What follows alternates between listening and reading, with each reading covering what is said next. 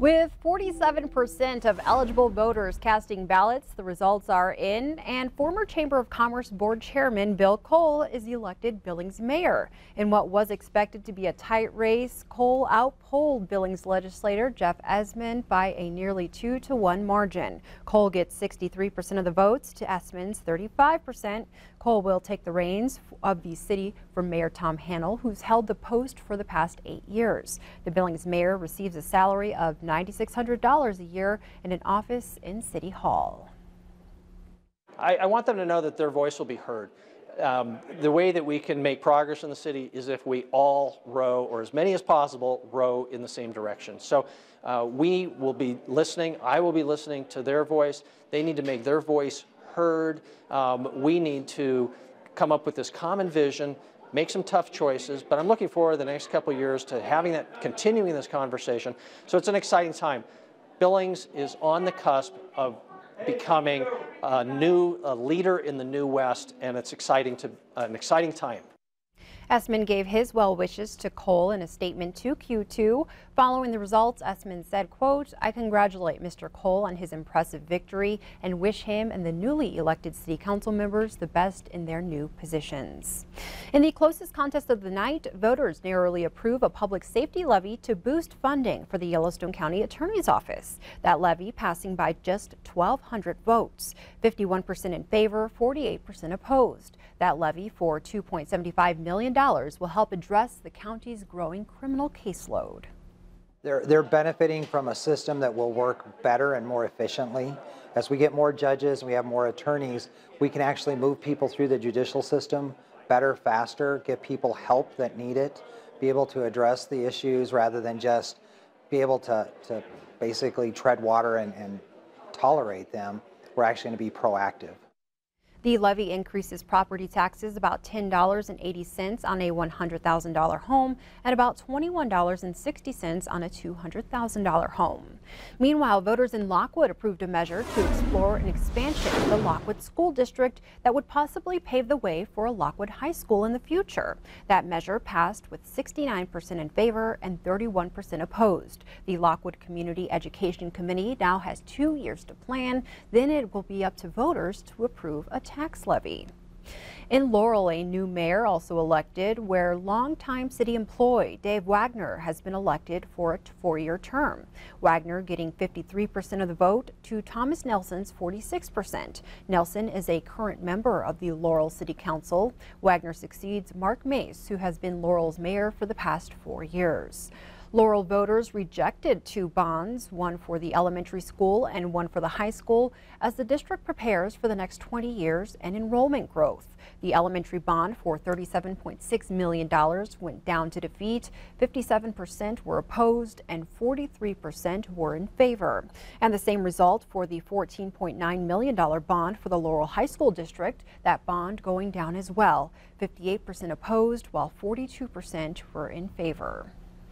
In other news, continuing our coverage, we now have some knowledge of the criminal history of the Crow Agency man who was killed by police during a weekend standoff at Big Bear. Frank Half Jr. was arrested in 2015 for pointing a gun at strangers and was on probation for that incident when he engaged police in a standoff on Saturday. During his 2015 arrest, officers found methamphetamine in his pocket. That arrest stems from an incident where Half pointed a gun at 2 men and demanded money at the Burger King on King Avenue East.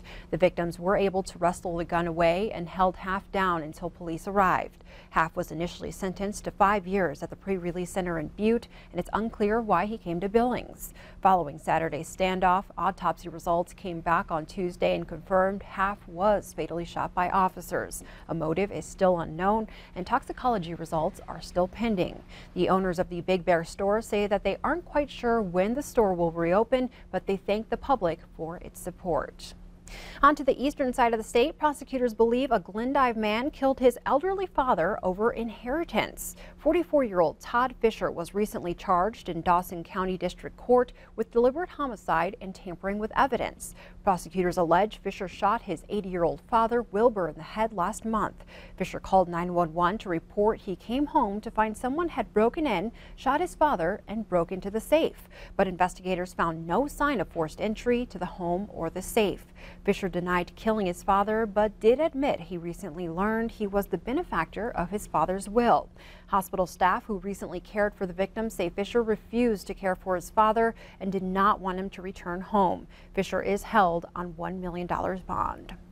Taking you north of Terry, troopers with the Montana Highway Patrol believe drugs and alcohol are to blame for a fatal crash. Montana Highway Patrol tells us the crash was reported around 4:30 a.m. Tuesday, but it likely happened hours earlier. The single occupant of a Dodge pickup truck was found dead at the scene in Prairie County. MHP says the pickup was traveling on Highway 253 over a bridge when it drifted and crashed into a guardrail. The truck then went over the bridge and rolled. Troopers arrived on scene around 5:30 and found narcotics and alcohol in the vehicle, which was a rental from Utah. The victim's name was not released, but we're told he's about 40 years old and an out-of-state resident. The investigation is ongoing.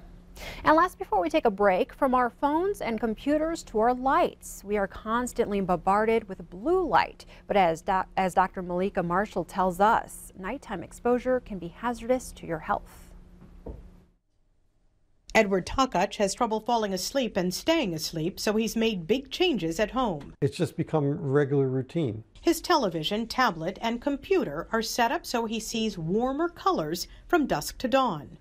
And so is the lighting in his home. He's trying to block blue light from electronics and energy-efficient light bulbs at night. It does help me personally, as a sleep patient, feel more ready for sleep and get to sleep a lot easier. Dr. Charles Seisler of Brigham and Women's Hospital has been studying blue light for years. He says exposure at night throws off the body's biological clock and suppresses the release of the sleep hormone, melatonin. We've done studies showing if we read, for example, from an iPad in the few hours before bedtime, that resets our circadian clock by about an hour and a half later. There's also evidence that exposure to blue light at night may not just affect sleep. Shifting our circadian rhythms repeatedly has been associated with increased risk of various types of cancer, including colorectal cancer, breast cancer, and prostate cancer. His best advice? If you work nights or use a lot of devices at night, use apps or settings like Edward does.